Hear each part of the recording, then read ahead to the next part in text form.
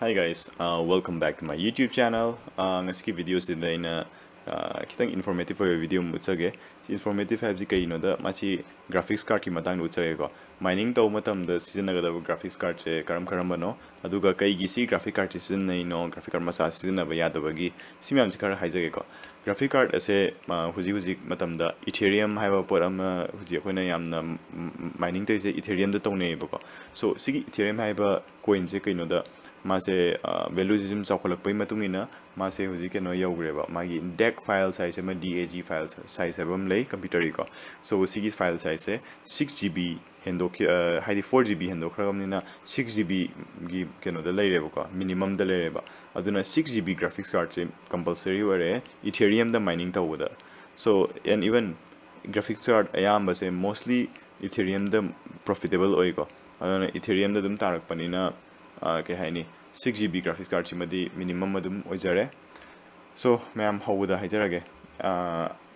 सिगी chart असे excel sheet असे ने सेमदो थंबनी मसिदा इना graphic card की ममिंग उल्ले price उल्ले करम coin दे तौगनी उल्ले लेदि मागी speed उल्लनी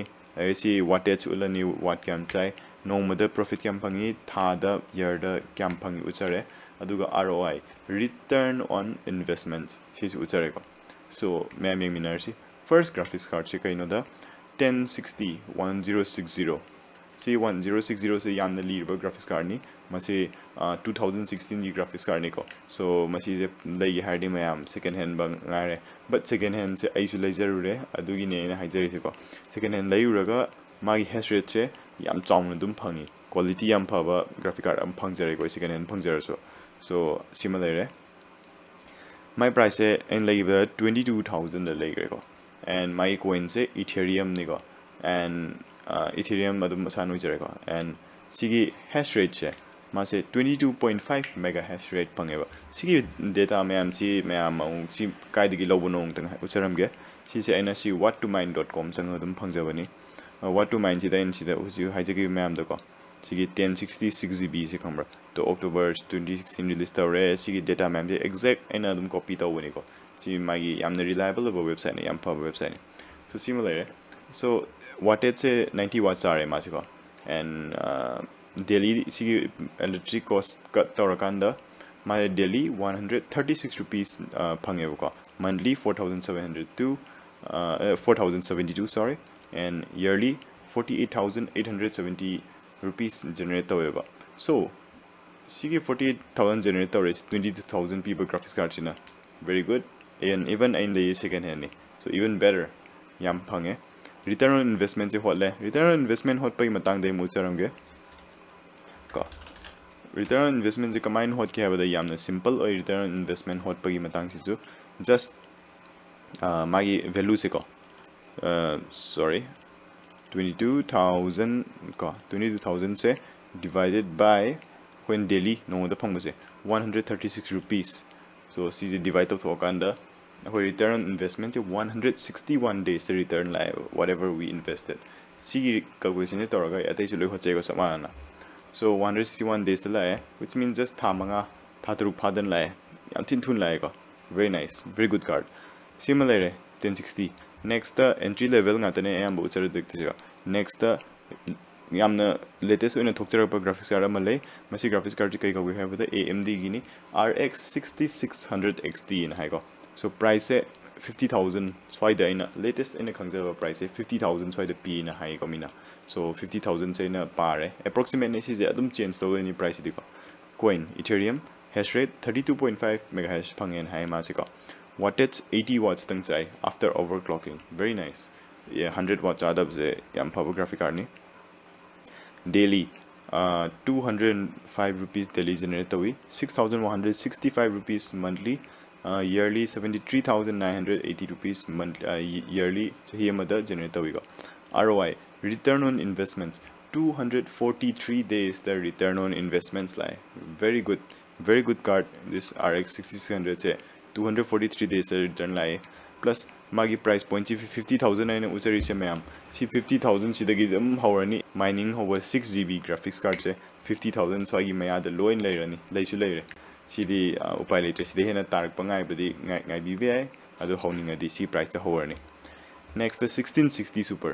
1660 super is chap manana haji 55000 p ko mai single graphics card 55000 is approximate ni sometimes 50000 ang p aduga sometimes 60000 po yawo ko mayai do 55 si logo na coin Ethereum ma chap mani hash rate 33 megahash pangi ko ma and hide after overclocking settings lo semaga wattage mana kwai pai 75 watts tang chai very brilliant number aduga daily masi 182 rupees generate awi monthly 5467 sorry 5467 rupees generate away monthly yearly 65610 rupees generate away yearly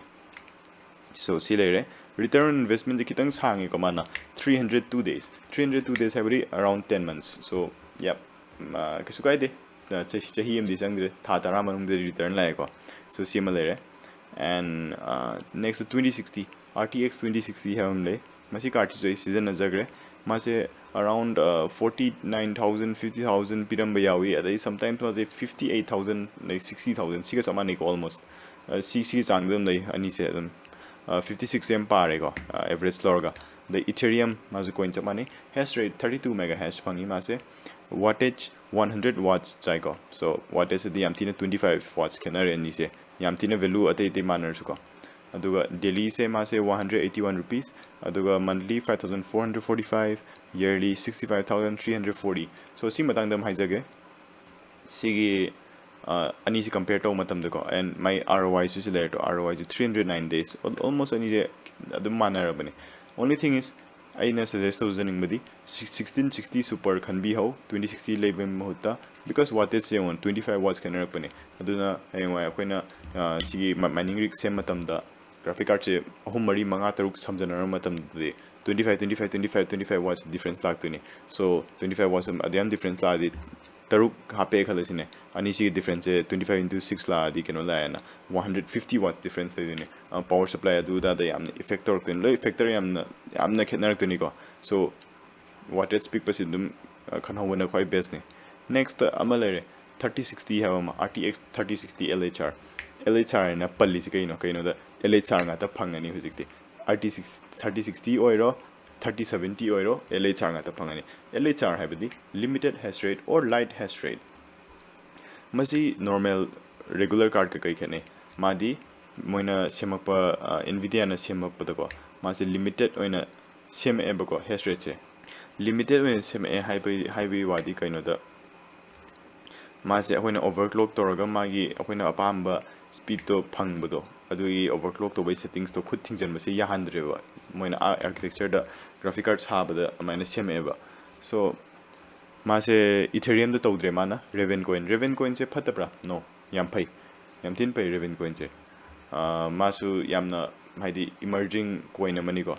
the mana my algorithm kena banina my hash rate 22 phangi hai se number se pick pa number nate ko haidi so the Ethereum the sin chong phungjaba ni se algorithm kena by 22 phangmane ba wattage 110 watts yam chong chai ai huju nazari yam chong chai ma se daily 206 rupees and monthly 6187 yearly 74250 so my return investment se kitang phade 291 days 300 days yode it's pretty good and even my coins Raven coin is have one return investments and yearly profit adu da yam sawi ko next 2070 super se yamna tangna phange hujikan phangidra khangdre masi stock leigiragadi yam phare somna leiba phangadi because masi khwadagi phaba card amani ko mining da price se yamsu tange ain leibus yam tange aduna 70000 swai leiye su ko coin se Ethereum and hash rate se 40 megahash the mining tawi Ethereum da and wattage se 120 watts sai very big number adum chawi ko wattage so daily man generated 245 rupees 7357 monthly and 88290 per year adu mase return on investment 285 days never go it's even better than 3060 day hena pay mana and even profits 88000 per year very good number and next khariam chaw mu charage khariam chaw bhai ji kaino da mayamna kitang chawna semningba matamda si card na wadum yaba card ni si card che kai no habada AMD card ni AMD gi RX 6700 XT availability stock today ma'am adudi dealer da leire matam da leire mayam gi daw da su leire phangadi very good phangdra khati I'm very sorry I could leire duma so price 90,000 ko and coins Ethereum hash rate 48 megahash phangi wattage 140 watts sai and daily 300 rupees generate monthly 8,977 somewhere around that and yearly 1,07,000 so what about this card? This card is exactly 300 days the return on investment lie. So yep, we can say C card say it's very I say sorry I can hijaram C say 8977 lie say she's somewhere 299.1 and mana kidom lay in the value do ngasai na calculate over adu NC round up to 300 lower multiply the point value to base mana to any fractions so 300 days the my return investment like 10 months which is pretty good. You can't say it's bad. Yam pay my return investments similar. So ma'am see video sida uchagdo hojiki sigi graphic card ma'am sigi chart chi uchare so graphic card maming ma'am uchare price like coin like hash rate wattage normal the phangba yearly monthly si ma'am uchagre return on investments uchare so si ma'am sidi ma'am conclusion kaino haijaram ge si ma'am se hoina yenga da was kaino da aine quite important in yeng se ko graphic card live matamda si ROI se yeng ba ROI se kaino return on investments si je kaino ha ba da hoina graphic card se am lai re ba ko suppose si 6600 XT lai re ba ko so any 50,000 lai re adu chahi ma da ma se 74,000 almost generate tore ko ma se ko and return on investment se 243 days the return on investment liable so see number seeing but around 8 months mukta return liable okay very good and adum sikhanni ba even C book the in lay book 3060 LA charge book the lay matam da 291 days book the habitan khale 10 months manung da dum return lai okay good ena but em haijage ba ka hard ase keno diko magi return investment chahi maga hela ba I 11 more than 12 months 13 months 14 months ko era ba they select to zero eba because I wonder yam queen is sangadi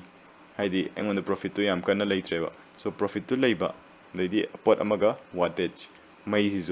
75 watts 80 watts out no problem I mangas hamge keno then 400 watts then power supply do yam na chaw power supply hapak to siani even a UPS hap is yam chaw UPS hap to them UPS them 650 watts 800 watts 900 watts ye UPS na them power to ngamba ngatani and aduna power to ngamba haidi them chang amada koina them yum this na bai ngamba gi chang do adu thira kan sine adu somna yam chawna toning haradi suguma dum to be 6600 XT je toraga 140 watts ko to gi su kai di ko som gi motel jare